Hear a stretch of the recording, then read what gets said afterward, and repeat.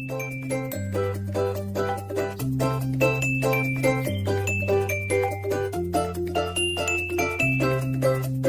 Friends, एक बार फिर से स्वागत है आपका लॉगआउट एकेडमी चैनल पर। तो दोस्तों, अर्थशास्त्र में हमने पिछली वीडियो में पढ़ा था माइक्रो इकोनॉमिक्स और मैक्रो इकोनॉमिक्स के बारे में, यानी कि समष्टि अर्थशास्त्र और व्यष्टि अर्थशास्त्र के बारे में। आज हम इस वीडियो में जानने वाले हैं अर्थव्यवस्था के कुछ प्रकारों के बारे में। तो दोस्तों, आइए शुरू करते हैं। तो अर्थव्यवस्था के वैसे तो कई प्रकार हो सकते हैं और कई प्रकार की अर्थव्यवस्थाएं भी होती हैं, लेकिन हम केवल उन्हीं प्रकारों को पढ़ेंगे जो हमारे लिए इम्पोर्टेंट है और आगे हमारे चैप्टर में इससे संबंधित हमको टॉपिक मिलने वाले हैं। ठीक है, तो अर्थव्यवस्था के प्रकारों की अगर हम बात करें तो यहाँ पे मैं आपको कुछ 5 या 6 प्रकारों की बात करने वाला हूँ। उसमें सबसे पहले हम देखते हैं समाजवादी अर्थव्यवस्था, पूंजीवादी अर्थव्यवस्था, मिश्रित अर्थव्यवस्था और बंद अर्थव्यवस्था। ठीक है, तो पहले हम इन 4 अर्थव्यवस्थाओं के बारे में समझ लेते हैं, उसके बाद दोस्तों हम आगे बढ़ेंगे। सबसे पहले हम समझते हैं कि समाजवादी अर्थव्यवस्था क्या होती है। ठीक है, तो जैसा कि आपको नाम से ही पता चल रहा है, समाजवादी अर्थव्यवस्था यानी कि समाज। तो इस तरह की अर्थव्यवस्था में जो समाज है उसको ज़्यादा महत्व दिया जाता है, यानी कि जहाँ पे या जिस भी देश में समाजवादी अर्थव्यवस्था होगी वहाँ पे जो देश के लोग हैं उनको ज़्यादा महत्व दिया जाएगा। ठीक हो गया। इस तरह की अर्थव्यवस्था पर सरकार का पूरा नियंत्रण होता है, यानी कि समाजवादी अर्थव्यवस्था जहाँ भी होगी, जिस भी देश में होगी, उस देश पर जो लोग हैं उन लोगों पर जो कंट्रोल होगा, जो नियंत्रण होगा, वो किसका होगा? सरकार का होगा।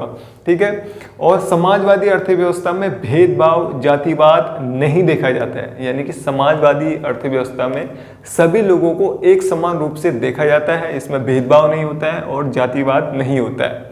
लेकिन आज के इस युग में कोई शुद्ध समाजवादी अर्थव्यवस्था मौजूद नहीं है। तो अगर हम बात करें आज के इस युग की, वर्तमान युग की, तो वर्तमान युग में समाजवादी अर्थव्यवस्था प्योर रूप से यानी कि शुद्ध रूप से आपको देखने को नहीं मिलेगी।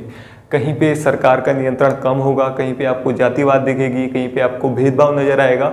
तो शुद्ध रूप से समाजवादी अर्थव्यवस्था वर्तमान समय में कहीं पे नहीं है। ठीक है, तो बात करें अगर समाजवादी अर्थव्यवस्था वाला देश कौन सा है, तो समाजवादी अर्थव्यवस्था वाले जो देश हैं वो हैं चीन, क्यूबा और उत्तर कोरिया। ठीक है, यहाँ पे कैसी अर्थव्यवस्था है? समाजवादी अर्थव्यवस्था है। अगली अर्थव्यवस्था की बात करते हैं जो है आपका पूंजीवादी अर्थव्यवस्था। पूंजीवादी यानी कि पूंजी, यानी कि आपको नाम से ही पता चल रहा है, पूंजी का मतलब पैसा है। ठीक है, तो पूंजीवादी सामान्यतः उस आर्थिक प्रणाली या तंत्र को कहते हैं जिसमें उत्पादन के साधन पर निजी स्वामित्व होता है, यानी कि यहाँ पे जो पूंजीवादी अर्थव्यवस्था वाला देश होगा, यहाँ पे जो नियंत्रण होगा वो अधिकतर जो बड़े बड़े उद्योगपति है, पूंजीपति है, उनका नियंत्रण ज़्यादा होगा। ठीक है, ऐसी अर्थव्यवस्था का एक ही मकसद होता है धन कमाना। ठीक है, तो पूंजीवादी अर्थव्यवस्था का एक ही मकसद होता है, वो होता है धन कमाना। इसमें समाज को कम महत्व दिया जाता है। तो पूंजीवादी अर्थव्यवस्था में समाजवादी अर्थव्यवस्था से जो समाज है उसको कम महत्व दिया जाता है। ठीक है, पूंजीवादी अर्थव्यवस्था की शुरुआत 18वीं सदी में यूरोप की औद्योगिक क्रांति से शुरू हुई थी। ठीक है, तो जब एडम स्मिथ ने अपनी पुस्तक लिखी थी वेल्थ ऑफ नेशन, तो उसमें उन्होंने पूंजीवादी अर्थव्यवस्था का कोई जिक्र नहीं किया था। ठीक है, उन्होंने केवल कहा था कि उन्होंने आर्थिक महत्व के बारे में बताया था। किसने? एडम स्मिथ ने। ठीक है, पूंजीवादी के बारे में वहाँ पे उन्होंने नहीं बताया था। पूंजीवादी अर्थव्यवस्था की जो शुरुआत होती है वो होती है 18वीं सदी से, और कहाँ से होती है? यूरोप की औद्योगिक क्रांति से इसकी शुरुआत होती है। और पूंजीवादी अर्थव्यवस्था वाला देश कौन सा है? तो अमेरिका है पूंजीवादी अर्थव्यवस्था वाला देश। ठीक हो गया। अगले पे आते हैं हम। अगली अर्थव्यवस्था जो है वो है मिश्रित अर्थव्यवस्था। ठीक है, मिश्रित आपको यानी कि मिक्स्ड इकोनॉमिक्स।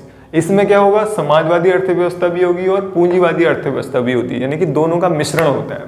तो जब किसी अर्थव्यवस्था पर सरकार व निजी उद्योगपति दोनों का नियंत्रण होता है तो ऐसी अर्थव्यवस्था मिश्रित अर्थव्यवस्था कहलाती है, यानी कि यहाँ पे जो देश है वो सरकार भी चलाती है और उस सरकार पे जो योगदान देती है वो बड़े बड़े उद्योगपतियों का भी होता है। ठीक है, तो उद्योगपति और सरकार दोनों का नियंत्रण होता है जिस देश में, वो कहलाती है आपकी मिश्रित अर्थव्यवस्था।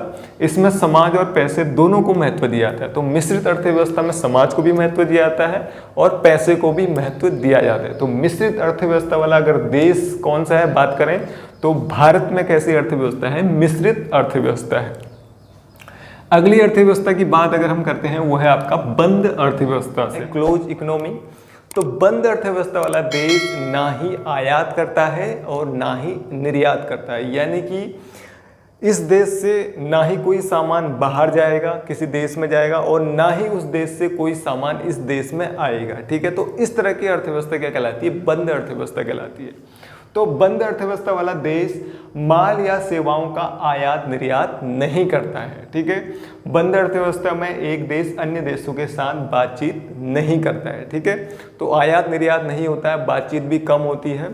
तो वो देश क्या करते हैं, जितना हो रहा है अपने ही देश में जो पैदावार है उसको उगाते हैं और अपने देश में सप्लाई करते हैं, और सब कुछ मतलब वो अपने खुद के देश में करते हैं। ठीक है, दूसरे देश से ना ही कुछ लेते हैं ना ही कुछ देते हैं। ठीक है, तो बंद अर्थव्यवस्था वाला जो देश है उनकी बात करें तो नॉर्वे और ब्राजील ऐसे देश हैं जहाँ पे बंद अर्थव्यवस्था है, ना ही वो निर्यात करते हैं किसी के साथ, ना ही वो आयात करते हैं। ठीक हो गया, तो ये होंगी दोस्तों 4 अर्थव्यवस्थाएं, समाजवादी, पूंजीवादी, मिश्रित और बंद अर्थव्यवस्था। ठीक है, और एक और अर्थव्यवस्था है जो काफ़ी इंपॉर्टेंट है जिसको हम कहते हैं वैश्वीकरण अर्थव्यवस्था।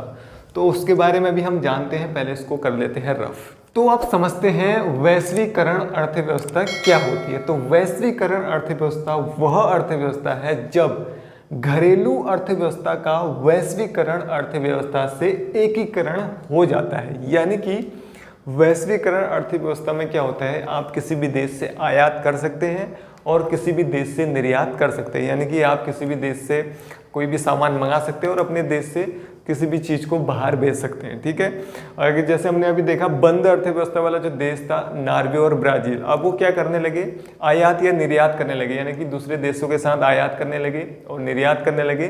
तो वो भी कैसे हो जाएंगे, वैश्वीकरण अर्थव्यवस्था वाले देश हो जाएंगे। तो वैश्वीकरण अर्थव्यवस्था में क्या होता है, आयात और निर्यात होता है। ठीक है, तो अगर हम बात करें भारत की, इंडिया की, तो 1915 से 1991 तक भारत में वैश्वीकरण अर्थव्यवस्था नहीं थी। यानी कि इस टाइम पे भारत किसी अन्य देश के साथ ना ही निर्यात करता था ना ही आयात करता था, उसने वैश्वीकरण अर्थव्यवस्था को नहीं अपनाया था। ठीक है, लेकिन 1991 के बाद भारत ने वैश्वीकरण अर्थव्यवस्था अपनाई थी। ठीक है, यानी कि 1991 के बाद भारत आयात और निर्यात करने लगा अन्य देशों के साथ। तो अगर हम देखें 1915 से 1991 के बीच भारत की जो विकास दर थी वो थी आपकी 4%, जब भारत ने वैश्वीकरण अर्थव्यवस्था नहीं अपनाई थी। लेकिन जैसे 1991 के बाद भारत ने वैश्वीकरण अर्थव्यवस्था अपनाई थी तो उसकी जो विकास दर थी वो बढ़ के हो गई 5%। ठीक है, यानी कि ये कहा जा सकता है कि अगर आप वैश्वीकरण अर्थव्यवस्था को अपनाएंगे तो आपकी देश की जो विकास दर है वो क्या होगी, बढ़ेगी। ठीक है, तो ये थे दोस्तों अर्थव्यवस्था के कुछ प्रकार जो आपकी जो इंटर का सिलेबस है उसके लिए बहुत ज़्यादा इंपॉर्टेंट है और आगे इससे संबंधित टॉपिक आपको मिलने वाले हैं। ठीक है, तो दोस्तों आज की इस वीडियो में अर्थशास्त्र का इंट्रोडक्शन खत्म होता है। अगली वीडियो से हम शुरू करेंगे दोस्तों आपकी जो एनसीईआरटी की बुक है। ठीक है, तो 12वीं में जो एनसीईआरटी की बुक्स हैं वो 2 हैं, एक है व्यष्टि अर्थशास्त्र, दूसरी है समष्टि अर्थशास्त्र, यानी कि एक माइक्रो इकोनॉमिक्स और मैक्रो इकोनॉमिक्स। तो दोस्तों अगली वीडियो में जो हम बुक स्टार्ट करेंगे वो है आपकी व्यष्टि अर्थशास्त्र यानी कि माइक्रो इकोनॉमिक्स। ठीक है, तो दोस्तों वीडियो आपको नॉलेजेबल लगता है तो प्लीज़ वीडियो को लाइक कीजिएगा, दोस्तों के साथ शेयर कीजिए, और अगर आप चैनल पर पहली बार विजिट कर रहे हैं तो चैनल को सब्सक्राइब जरूर करिएगा। साथ में जो बेल आइकन है उसको भी जरूर प्रेस करिएगा जिससे कि आने वाली वीडियो का आपको सबसे पहले पता चल सके। तो दोस्तों आज की वीडियो में इतना ही। Thank you for watching.